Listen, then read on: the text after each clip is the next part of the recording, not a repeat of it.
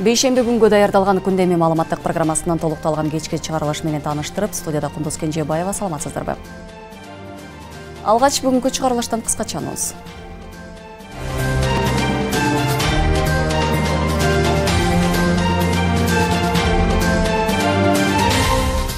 Райы миллиондон жалпы баасы 34 миллион 810 миң 500 АКШ долларлык кыймылсыз мүлкү мамлекеттин менчигине өткөрүлдү. Саламаттык сактоо министрлиги бөйрөк акысыз операция жасоо боюнча суроолорго жооп берүүчү дарыгерлердин телефондорун жарыялады. Эскенептеп иштеп жаткан дарыгерлер Баткен облустук ооруканасы бийликтен көңүл буруусуна муктаж. Эми пенсиянын топтому бөлүгөн турак жай алуу үчүн дагы колдонсоңуз болот. Өзгөртүлгөн мыйзамга президент Садыр Жапаров кол койду.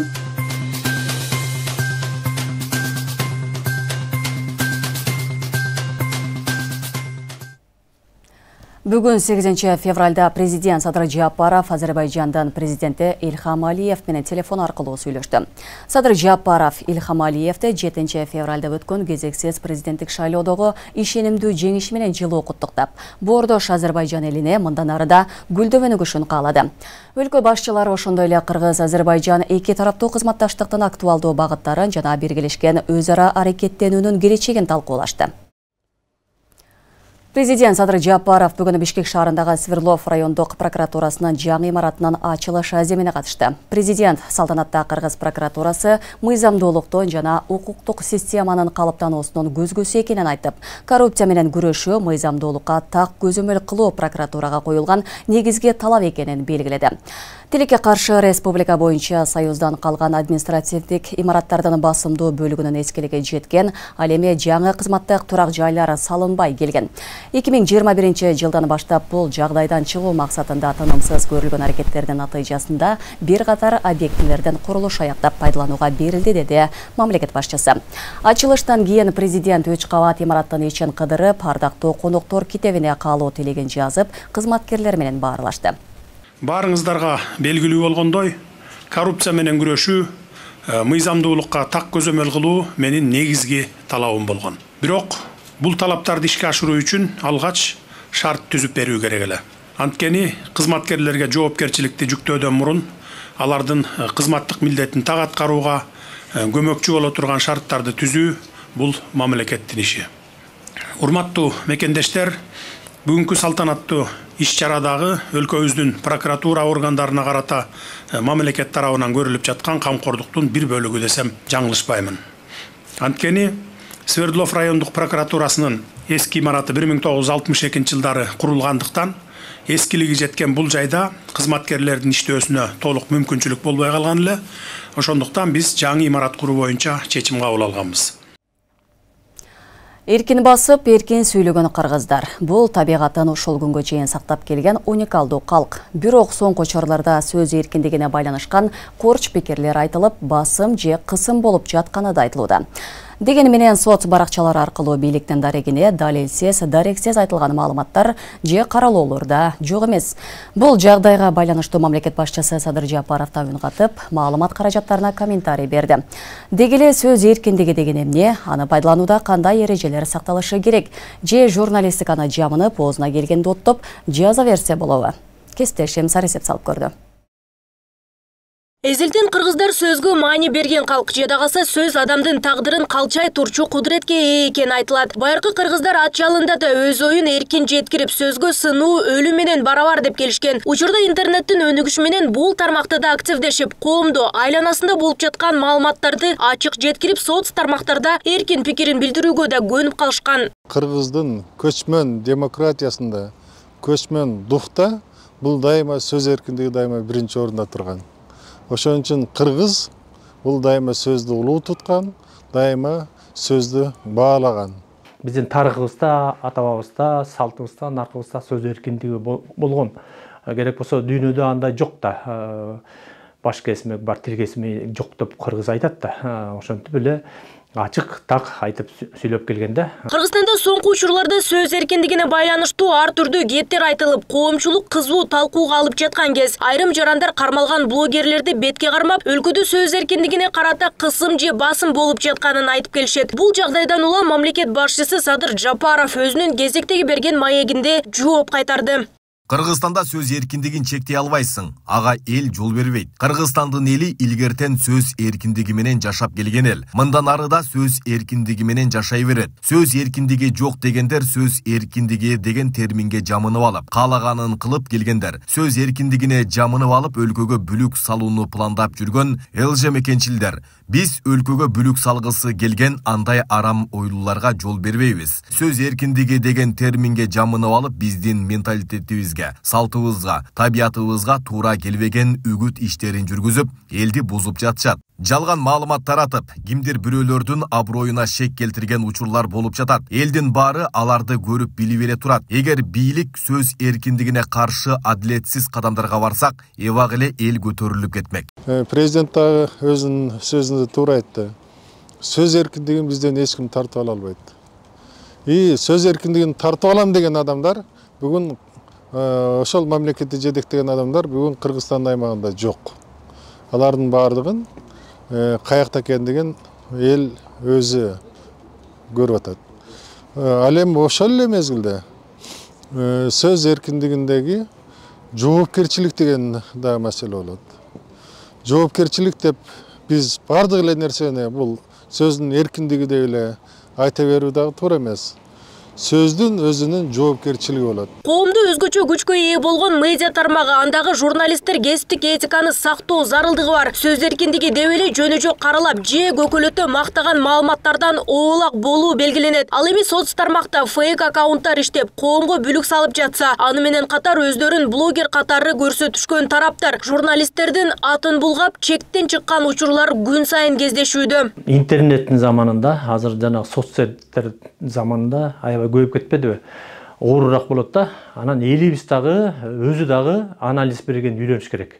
Ар бир жаран, 7 миллион кыргыз эли анализ деп, аныктап, тактап, ким туура айтып атат, ким туура эмес айтып атат. Эки жагын угуп туруп, анан ошол туура жагына багыт алыш керек да. Ал эми президент Садыр Жапаров Facebook баракчасына аскер айымдын кайрылуусунун мисалында пикир калтырган. Ал Кыргызстанда сөз эркиндиги, адам укугу бар болгону үчүн анын кайрылуу жасаганын жазды. Белгилесек, аскер кызматында эмгектенген Жылдыз Асанакунова өзү иштеген тармактагы мыйзамсыздыктардан улам акыйкат издеп кайрылуу жолдогон. Буга байланыштуу УКМК жана аскер прокуратурасы тарабынан текшерүү жүргүзүлүп, маалымат тастыкталбаганы кабарланган. Эгерде Кыргызстанда сөз эркиндиги, адам укугу жок болсо, анда ушул аскер айым эфирден түздөн-түз кайрылуу жасап чыкпайт эле. Азыр аскер прокуратурасы бул боюнча дыкат иш алып барууда, жыйынтыгы жарыяланат. Мындай мисалдар бизде көп. Кыргызстанда сөз эркиндиги болуп келген жана боло берет. Ушул эле учурда сөз эркиндигин ушундай жаман абалга калтырып жаткан жоопкерчиликсиз аракеттер болуп жатканы айтылат. Мындан улам замандын өнүгүшү менен пайда болуп жаткан блогерлерди да кесиптик тарбияга жетелеп, атайын окутуулардан өтүү керектиги баса белгиленет. Нурзада Сыдыкова, Майрамбек Абдибилал уулу, регион, Бишкек. Улуттук коопсуздук мамлекеттик комитетинин төрагасы Камчыбек Ташиев Кыргыз футбол союзуна жалгыз талапкер катары көрсөтүлдү. Бул тууралуу КФСтен билдиришти. КФСтен шайлоо кодексине ылайык КФСтен бир мүчөсүнөн ар бир бош кызмат орундарына бирден талапкер көрсөтүлөт. Кыргыз футболдук союзунун президенти кызматына бир гана талапкер Ташиев Камчыбек Кыдыршаевич көрсөтүлдү. Аталган талапкерди Талант футболдук клубу сунуштады. Эске салсак, 19 февраль күнү Новотель отелинин жыйындар залынан КФСтен 2024 жылкы кезексиз конгресс өтөт. Анын жүрүшүндө жетекчиликтен жаңы курамы шайланат. Райым Матраимовдун жалпы баасы 34 миллион 810 миң 500 АКШ долларлык кыймылсыз мүлкү мамлекеттен менчигине өткөрүлдү. Матраимов жана анын жакын саналаштары тарабынан мыйзамсыз жол менен алынган мүлктөрдү мамлекеттен менчигине кайтарып алуу боюнча тиешелүү ыкчам иш-чаралары жүргүзүлүп, жыйынтыгында жалпы баасы 3 миллиард 98 миллион 134 миң сомду түзгөн төмөндөгү объекттер мамлекеттен менчигине өткөрүлүп берилди. Бишкек шаарындагы Киев Тыныстанов көчөсүндө жайгашкан 5 кабаттуу Бай таш мунарасы турак жай комплекси. Ош шаарындагы Төлөйкөн кичи районунда жайгашкан Ихлас курулуш компаниясынын турак эмес коммерциялык имараттары. Кара Соо районунун аймагындагы 3,87 гектар жер тилкеси. Бишкек шаарынын Рыскулов көчөсүнүн 79 Б дарегинде жайгашкан РМ спорт клубу. Пудовкен көчөсүнүн 82 дарегинде жайгашкан 2 корпус офис кеңсеси. Чүй облусунун Ысык Ата районундагы 37,3 гектар жер тилкеси. Ош шаарынын Масалиев көчөсүндө жайгашкан имарат стиль ЖЧКсына тиешелүү империал турак жай эмес коммерциялык имараты. Учурда Улуттук коопсуздук мамлекеттик комитети тарабынан Матраимовдун кылмыш жолу менен алынган кошумча мүлктөрүн аныктоо жана мамлекеттин менчигине өткөрүү боюнча тиешелүү комплекстүү иш-чаралар улантылууда. Чүйдө 1 жылда 529 ирет жол эрежесин бузган унаа кармалды. Бул тууралуу жол кыймылынын коопсуздугун камсыздоо башкы башкармалыгы билдирди. Mercedes-Benz 230 үлгүсүндөгү унаа бүгүн 8 февралда Бишкек Ош жолунун Сосновка бекетинен токтотулган. Текшерүүнүн жүрүшүндө коопсуз шаар долбоорунун негизинде коюлган көзөмөл камераларга 2023 жылы 529 жолу эреже бузуп түшкөнү такталган. Ага салынган айып пулдун жалпы суммасы 694.800 сом болгон. Унаа айып короого токтотулган. Эми айдоочу токтомду алган күндөн тартып 1 айдын ичинде айып пулдарды төлөп кутулушу керек. Эгерде токтомго карата даттануу болсо, бирок ал канааттандырылбаса, анда 15 күндө төлөшүнө туура келет. Жарым айда кутулса 50% жеңилдик берилет. Кокос 1 айда кутула албаса, үстүнө туум кошулуп жүрүп отурат. Айып короого токтотулган Mercedes-Benz 230 үлгүсүндөгү унаа 1990 жылы өндүрүштөн чыккан. Учурдагы бул жолду базар баасы 100-150 миң сомдун тегерегинде турат. Бишкек жылуулук электр борборунда оңдоп түзөө калыбына келтирүү иштери аяктап калды. Азыркы күндө шаардын тургундарына жылуулук, ысык суу берилип, Бишкек жылуулук тармагы штаттык режимде иштеп жатат. Аны менен катар министрлер кабинетинен төрагасы Акылбек Жапаров жылуулук электр борборундагы жүрүп жаткан оңдоп түзөө иштерин текшерди. 1961 жылы курулган жылуулук электр станциясы кезектеги же капиталдык бардык оңдоолорду эске алганда да эксплуатациялоо мөөнөтү 25-30 жылды түзөт. Бул системага карабастан жылуулук электр борбору үзгүлтүксүз иштеп жатат. Бишкек шаардык ЖЭИ-нин маалыматына ылайык 8 февралга карата бардык абоненттерге жылуулук, ысык суу берилип, Бишкек жылуулук тармагы штаттык режимде иштеп жатат. Учурда жылуулук борборунда 9 атказан агрегаты жана 4 турбо агрегат иштөөдө. Бүгүн 8:30-дан тарта Бишкек жылуулук электр борборундагы штаттык эмес кырдаалдын кесепеттерин жоюуга жалпы 610 адам, 18 техника тартылды. ЖЭИ-тин имаратынын айланасынын курулуш материалынын калдыктарын тазалоо иштери дээрлик аяктоо алдында турат. Учурда жалпы тартылган жумушчу топтун күчү ЖЭИ-тин чатырын жабууга жумшалууда. Ошондой эле жеринде жылынуу пункту катары 4 чатыр тигилген. Мынакей ТЭЦ объектисинин крышасында чатырында азыр иштер жүрүп жатат. Бул жерде мамлекеттик курулуш ишканасы менен биргеликте бул жака бардык курулушчулар дагы тартылган, куруучулар атайын даярдыктан өткөн куткаруучу бул жерде иш алып баратат. Жылуулук энергетика станциясы 1961 жылы ишке берилген. Мына ошондон бери 60тан ашуун убакыт өтсө да күнү-түнү тынбай жарык, жылуулук жана ысык суу менен камсыз кылып келүүдө. Бирок кезектеги жана капиталдык бардык оңдоолорду эске алганда да жылуулук механикалык жабдууларды эксплуатациялоо мөөнөтү 25-30 жылды түзөт. Системанын эскилигине карабастан кызматкерлердин иштермандыгынын күчү менен станция үзгүлтүксүз иштеп келе жатат. Биздин станциянын жабдыктарын баары тең эле эскилиги жеткен. Муну баягы жылда эле ремонттоп келатабыз. Бирок уже модернизация жана ремонтация убагы деле келип калды деп атам да. Бирок бул баары тең эле баягы каражат маселеси болуп келе жатат.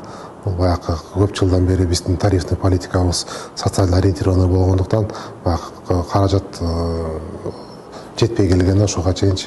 Бирок ошо колдон келишинче тарифный политиканы кайра караштырыш керек болуп калды уже. Жылуулук электр борборундагы штаттык эмес кырдаалдын кесепеттерин жоюунун жүрүшүн министрлер кабинетинин төрагасы Акылбек Жапаров текшерип, бир катар тапшырмаларды тийиштүү жетекчилерге тапшырды. Жеринде энергетика министри жалпы абал боюнча маалымат берип, оңдоп түзөө иштери бүгүн толугу менен аяктай турганын айтты.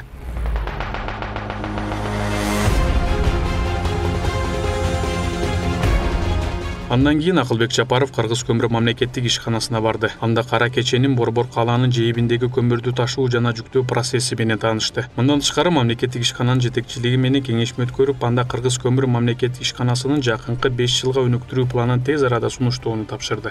Быйылкы сезондун бүткүлүгү Геже киргеген баарын өзүнчө саткылады, бөлөк баамын. Эске салсак, 2-февраль караган түнү Бишкектеги жылуулук борборунда жарылуу болуп, шаардын айрым бөлүгү жылуулук жана ысык суу берүү үзгүлтүккө учураган. Кырсыктан 5 киши жабыркады. Денесинин 80-90% күйүп калган 2 жумушчу ушул тапта Туркияда дарыланып жатат. Иликтөөнүн жыйынтыгы менен жарылуунун очогу көмүр майдаланган тиркемеге жайгашканы аныкталган болчу.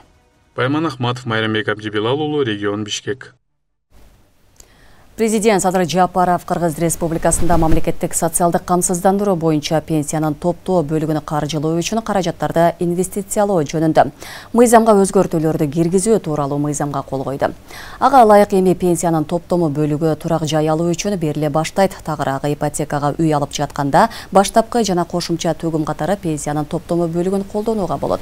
Пенсиянын топтому бөлүгүн кимдер кайсы учурда ала алат? Жол жобосу тууралуу кабарчыбыздын материалынан кенен таанышыңыз. Эми пенсиянын топтому бөлүгү турак жай алуу үчүн бериле баштайт. Тактап айтканда, ипотекага үй алып жатканда баштапкы жана кошумча төгүм катары пенсиянын топтому бөлүгүн колдонууга болот. Мындай мыйзамга президент Садыр Жапаров кол койду. Эми азыркы мыйзамга жаңы өзгөртүүлөр киргизилип атат. Ал деген баягы мамлекеттик ипотека кредиттери эмес, жеке компанияларга дагы, компаниялардан да үй алуучулар болсо, биз ошолорго төлөп берүүгө азыр даярдыктарды көрүп атабыз. Буга чейин пенсиянын топтому бөлүгү пенсияга жаңы чыккан учурда, башка мамлекетке жашаганы кетип жатканда, жүрөгүнө же онкологиялык жактан операция боло турган учурда, ипотеканын баштапкы төлөмүнө жана насыянын өзүн да жабууга берилип келген. Кошумча кылып жанакындай үй алганга пенсиянын жардам болсо аябай кошулам, жакшы, аябай сонун нерсе киргизипсиңер. Топтому бөлүк боюнча маалыматыңыз бар беле буга чейин? Жок, маалыматым жок эле, азыр силерден уктум.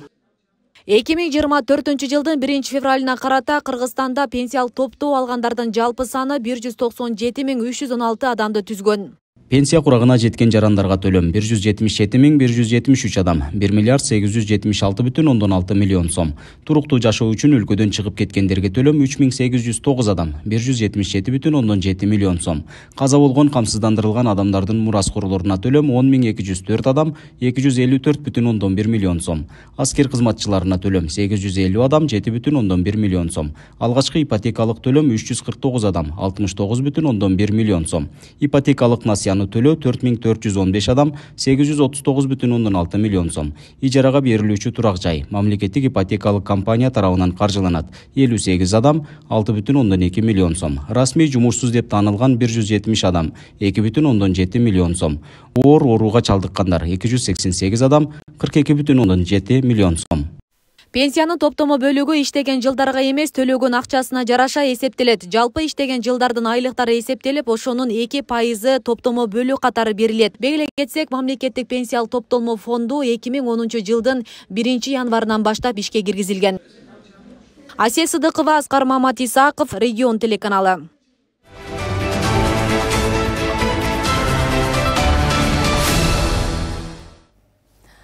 Саламаттык сактоо министрлиги бөйрөккө акысыз операция жасоо боюнча суроолорго жооп берчү дарыгерлердин телефондорун жарыялады. Буга чейин мамлекет башчысы Садыр Жапаров Кыргызстанда гемодиализ алып жаткан бейтаптардын бөйрөгүнө операция акысыз жасаларын айтып, алар болгону донор табышы керектиги белгиленген. Министрликтин маалыматы боюнча өлкөдө 2500дөн ашык адам гемодиализ алат. Бөйрөктү трансплантациялоо боюнча координатор Мерзат Касымалиева 0784 44 07. Кыргыз-Түрк ооруканасынын башкы дарыгеринин орун басары Мира Исаева 0772 50 56 52. Эне жана баланы коргоо улуттук борборунун неврология бөлүмүнүн башчысы Насира Бейшебаева 0762 77 16. Улуттук кардиология жана терапия борборунун неврология бөлүмүнүн башчысы Динара Айыпова 0555 77 87 92. Гемодиализ менен ооруган бейтаптар коомдук бирикмесинин өкүлү Санабар Маматова 0778 13 47 38. Улуттук госпиталдан дарыгерлер тобу Туркияда бөйрөк алмаштыруу боюнча окуудан өтүшөт. Бул тууралуу Саламаттык сактоо министрлиги билдирди. Бүгүн 8 февралда министр Алымкадыр Бейшеналиев улуттук госпиталга барып, уролог дарыгерлер менен жолугушту.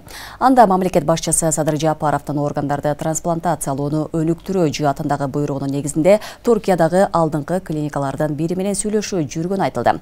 Буга байланыштуу госпиталдан 8 урологу Туркиядан окуп келүүгө тандалып алынган. Алардан 4-өө эртең 9 февралда Туркияга жөнөп кетишет. Калган 4-өө 1 айдан кийин жөнөтүлөт. Эске салсак, буга чейин 13 дарыгер Туркиянын Инау медициналык университетинде боорду алмаштыруу боюнча 3 айлык окууга кетишкен.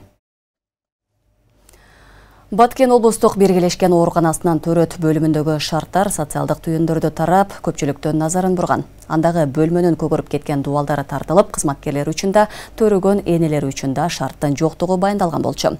Бул жагдайды дарыгерлер да моюндап, эски имаратты жыл сайын актап, сырдоо менен гана чектелип жатышкан айтылды. Мамлекеттен көңүл бурулуп, жаңы имарат салынып калса деген үмүттө турушат. Аймактык кабарчыбыз ооруканадагы абал менен таанышып келди. Жаңы төрөлгөн ымыркайлардын, аялдардын бөлмөсү да. Дубалы көгөргөн бөлмөдө жаш ымыркай менен жаткан энелер облустук оорукананын төрөт бөлүмүндө тартылган. Бул тасма социалдык түйүндөр аркылуу тарап, көпчүлүктүн назарын бурган болчу. Биз барган учурда тасмадагы бөлмө акталып, сырдалып калыптыр. Саякат Абдырасул кызы көз жарганына 3 күн болуп, Баткен облустук ооруканасынын төрөт бөлүмүндө дарыланууда. Бөлмөнүн шарты Союз мезгилиндегидей кинолордон көргөн учурду элестетет дейт. Тиешелүү жактар көңүл буруп, азыркы заман талабына ылайыктап коюшса деген оюн билдирди. Эскилиге жеткен да бардык нерсенинчи. Анан ошого бизге дагы мына шаардагылардай шарттар болсо, бир аз болсо дагы ушул төрөгөн аялдарга жеңилирээк болот эле дейм да. Азыр бирок чындыгында эми талапка жооп бербейт десем туура эмес. Себеби Кудайга шүгүр, бардыгыбыз бул жерден ошо төрөп чыгып атабыз. Бирок бир аз көңүл бурулуп, дагы да мындан да жакшы болсо, эң сонун болмок. Чындыгында 1980-жылы курулган имарат жарым кылымга жакын убакыттан бери бир да жолу капиталдык оңдоп түзөөдөн өтпөптүр. Жыл сайын актоо сырдоо иштеринде ак халатчандар өздөрү аткарышат экен. Башкача айтканда, эскини эптеп элдин саламаттыгына кам көрүп жатабыз дешет. Облустук макам алганына 30 жыл болсо да, райондук шарт менен калып калган. Мындан улам жаңы имарат куруу зарылчылдыгы жаралган. Бир аз кыйын болгонунун себеби 1980 жылы курулган больница, эскилиги жеткен, шарты бар, жок эмес бар, бирок оңдоп түздөп ушул убакка чейин келе жатабыз. Утуру мына өзүбүздүн сотрудниктер бул жактан больница тарабынан краска, актар берилет, а өзү уста салганга мүмкүнчүлүк жок. Элдин дагы саны көбөйүүдө. Ошон үчүн биз айтып эле келебиз, бизге ушу жаңы роддом болуп салынып берсе, роддомубузду дагы не только роддомду, башка делеңелерди дагы капитальный ремонт кылып алсак, бизге областка жооп бере турган больница кылып туруп иштетсек өзү негизи жакшы болот. Өмүр сакчылары имараттын эскилигине карап отура бербей, ар тараптан аракет кылып жатабыз дешет. Калктын саламаттыгына сапаттуу кам көрүү үчүн заманбап медициналык жабдуулар менен камсыздап жатышыптыр. Көчмө рентген аппаратын оорукана өз эсебинен сатып алып, бейтаптарга ыңгайлуу шарт түзүүнүн аракетинде. Кыш абасы коридордун аркы берки бөлмөлөргө баса албаганга аппараттан жылдырса кислород көгөрүп кала турган бөөктөргө, негизи жалпысына ооруларга ыңгайлуу аппарат бул. Bunun жакшылыгы тартабыз, момент тартылат, моментальный компьютерге чыгат, ушул жерден эле прям палатанын өзүндө врачтар менен чогуу диагноз коюлуп, ооруларга эрте жардам көрсөтүлөт. Заманбап аппараттарды алдырдык. Бул дагы бизге көйгөй болчу да. Себеби дегенде жанагындай случайларда бизге заманбап аппарат өтө керек эле. Азыр травматологияга койдурдук, анан кийин хирургияга койдурдук. Алар дагы уже иштеп атат да. Көздүн томографиясы келди. Көзүн томографиясы дагы иштеп атат. Бул көзүн томографиясы область боюнча Баткен областында бир эле бизде. Мындан сырткары көп жылдардан бери көйгөй болуп келген лифт курулуп, бейтаптарга шарт түзүлгөнүн айтышат. Аны менен катар эле ооруканадагы жетишпестиктер четинен жоюлуп жатканын. Бирок канчалык аракет болсо да эски имарат дарыгерлердин эсин оодарып, бирин оңдусо экинчиси чыгып көйгөй жаратууда. Нургазы Жайнаков, Регион телеканалы, Баткен облусу. Жалал Абадтагы Бахрейн социалдык шаарчасындагы тигүү цехи 2 жыл мурун пайдаланууга берилгенине карабай азыркыга чейин иштебей турат. Көрсө анын документтери толук кандуу бүтпөгөндүктөн ишке берүүдө маселе жаралып жатканы айтылууда. Социалдык шаарчада жашагандар жөлөк пул жана пенсиянын көзүн карап жашоого мажбур. Ал эми тигүү цехи иштеп калса кошумча киреше булак болуп калмак. Кененирээк кийинки материалда сөз болот. Иштеген да жок, показуха кылып. Мен убурсалык болсо деле кирип чыгып иштесем болот. Азыр кызым өзүм жалгыз карайм.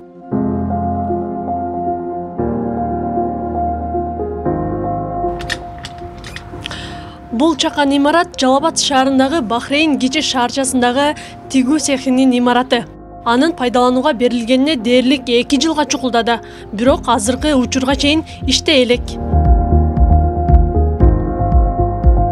Бул социалдык шаарчада томолой жетим балдар, майыптыгы барлар жана муктаж жарандар жашайт. Алардын негизги киреше булагы пенсия жана жөлөк пул болгондуктан күнүмдүк турмушка араң жетет. Мындан улам жергиликтүүлөр тигүү цехинде иштеп, кошумча киреше табуу үмүтүндө турушат. Иштей турган болсо биз кандай колубуздан эмне келсе ошону жасап, кечеги деле мындан 10 күн 15 күн мурун сөз болгон да, аялдар топтолупчу.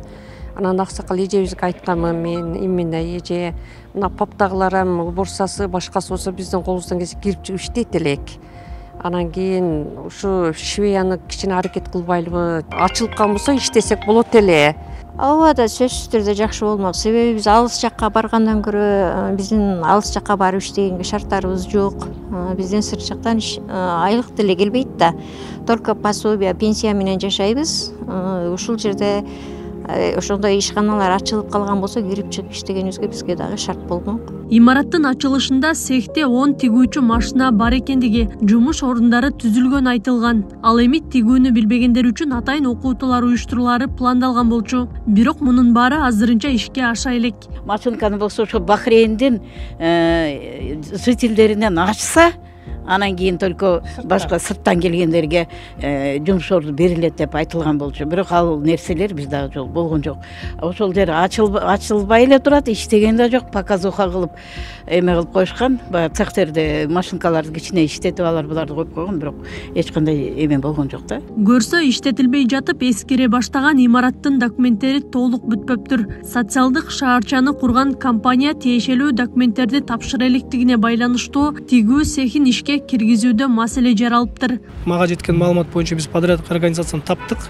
Документтердин баарын азыр толук кандуу сурап атабыз. Алар дагы баягындай так жүргөн эмес организациялардын бири экен. Азыр документтердин баарын толуктап бизге өткөзүп атышат. Буюрса жакын арада уже өтүп калат муниципалдык баланска. Ошонун баарын полностью өткөрүп туруп, именно ошол швейный цех боюнча. Анан жакын арада уже конкурстун документацияны даярдап атабыз. И баягы республиканын мыйзамдарына ылайык ошол имаратты конкурска берип ишке киргизели деп атабыз. Социалдык шаарча Асанабил кайрымдуулук фонду тарабынан курулуп 2022 жылы пайдаланууга берилген. Мында 24 үй бүлөгө ылайыкталган турак жайлар, мектеп, тигүү цехи, ФАП жана мечит жайгашкан. Акылай Кырабаева, регион. УКМКнын калкан 9-чу атайын кошуунунун командасы The UA SWAT Challenge 2024 атайын бөлүкчөлөрүнүн арасындагы эл аралык мелдеште жалпы командалык эсепте ардактуу 4-чү орунда. Ал эми жеке машыгууларда калкан күчтөрү 5 жолку мүмкүнчүлүктө 3 жолу 2-чи орунду ээледи. Бириккен Араб Эмираттарынан Дубай шаарында болуп өткөн эл аралык мелдешке 40тан ашуун өлкөнүн 70тен ашуун командасы катышып, анда УКМКнын калкан 9-чу атайын бөлүкчөлөрүнүн командасы алдыңкы тайпалардан бири катары 4-чү орунга ээ болду. 3-7 февраль күндөрү болуп өткөн эл аралык сынак атайын даярдыктагы аскерлерге өз өнөрүн, кесипкөйлүгүн жана достук мамилесин көрсөтүүгө мүмкүнчүлүк түздү. Калкан атайын күчтөрүнүн командасы УКМКнын жетекчилигине, үй бүлө мүчөлөрүнө жана колдоо көрсөткөн бардык кыргызстандыктарга ыраазычылык билдирет. Патриоттуулукка жана күчтүү духка негизделген калкан атайын багытындагы отряды кийинки мелдештерди да өзүнүн күжүрмөн чеберчилигин көрсөтүүгө даяр. Кезекти жарнамалык негиздеги материалга беребиз. Кыргызстанда 63-чү глобус дүкөнү ачылды. Бул дүкөнү башкалардан өзгөчөлөнүп, көпчүлүк продукциясын өздөрү өндүрөт. Ошол эле учурда азыркы ачылган соода түйүндө 110 адам жумуш орун менен камсыз болгон. Жаңы ачылган дүкөн Жалал Абад шаарынын кайсы аймагында жайгашты?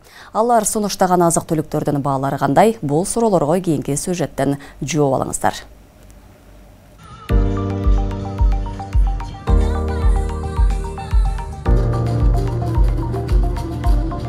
Эми товарды пайдалуу жана ыңгайлуу сатып алуу абдан жеңил болот. Анткени Глобус арзан баадагы дүкөндөр тармагы 8 февраль күнү Жалал Абадта жаңы соода түйүнүн ачты. Иш-чарага жергиликтүү бийлик өкүлдөрү жана шаар тургундары катышып, кызыл тасмасы кесилди. Сиздерди колчагыңызга түздү. Катуура туруп колчага койсоңуздар.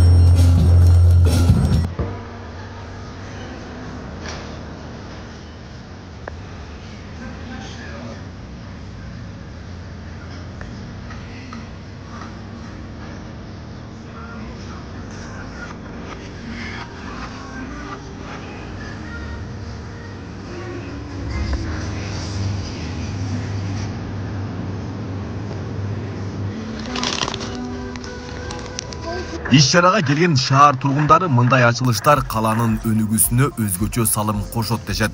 Ошол эле учурда дүкөндү кыдырып, мындагы коюлган баалар дагы арзан экендигин байкашкан. Бул жерде жаңы ачылган Глобуста аябай баалары арзан, чем башка магазиндерге салыштырмалуу жана кенен издегениң табасың бардык нерсени. Жана бул жерде продавецтердин бардыгынын бизге кылган кызматы аябай жагымдуу. Жакшы ачыптыр, кубанычтабыз. Шеңерге келик. Эми киргизем арзан экен. Эми көрүп атабыз. Глобус көпчүлүк продукцияны өздөрү өндүрөт. Алсак мында нандын 50дөн ашык түрү чыгарылат. Биринчи кезекте кардарларга бышырылган даамдарды өз убагында жеткирүү соода түйүндүн кызматкерлеринин башкы максаты. Бул Жалал Абадтагы эң биринчи чоң форматтагы дүкөндөрүбүздүн бири болду.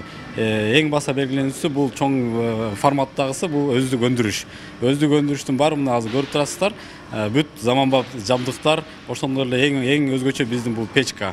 Бул Кыргызстанда саналуу эле өздүк өндүрүштөр деле бар. Эң ыңгайлуусу кардарларга ысык нан, салаттар, борсок жана таттуулар бар. Жалал Абад шаарындагы 4-чү болуп ачылган Глобус Абдрахманов көчөсүндө жайгашкан. Ошол эле учурда 110 адам жумуш орун менен камсыздалган. Глобустун өзүнүн рекламаларда айтылгандай эле ар бир кыргызстандыкка бирден Глобус деген өзүбүздүн ураныбыз бар. Дагы алдыда көп компаниянын пландары бар. Жалал Абадка дагы жакын арада магазиндер ачылат. Бул жерде баалар боюнча бизде Кыргызстан боюнча Глобуста башка жактарда баалар кандай болсо, бизде Кыргызстанда бардык жерде баалар бирдей. Бул Жалал Абад шаарындагы дүкөн Кыргызстан боюнча 63-чү Глобус болуп ачылды. Глобус бүгүнкү күндө дүйнөлүк стандарттарга ылайык иш алып барган өлкөдөгү ири дүкөндөрдүн бири болуп саналат. Кыргызстанда ал бир нече форматта кызмат көрсөтөт: гипермаркет, супермаркет жана экспресс. Айбек Исабеков, Самирбек Тойчубаев, Регион. Регион телеканалынын күндөмий маалыматтык программасын социалдык тармактардан күзөтүп барыңыздар. Ал үчүн Регион телеканалынын Facebook, Telegram жана YouTube каналдарына катталып, акыркы жаңылыктардан кабардар болуп туруңуздар. Ошондой эле Одноклассники социалдык баракчасынан дагы көрсөңүздөр болот. Бул күнгө даярдалган күндөмий маалыматтык программасы мына ушулар менен соңуна келип жетти. Түз эфирде Кундуз Кенжебаева болдум. Кайрадан жакшы жаңылыктар менен жүз көрүшөлү. Аман туруңуздар.